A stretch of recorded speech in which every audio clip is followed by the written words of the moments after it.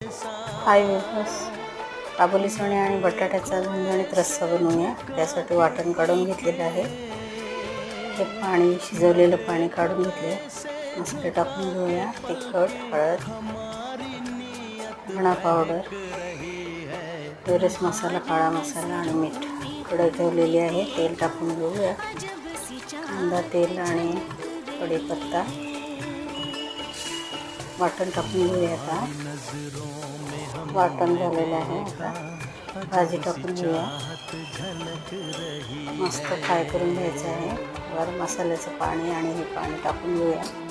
लागेल तितकं पाणी टाकून घ्यायचं आहे। वरून कोथिंबीर टाकून घ्यायची।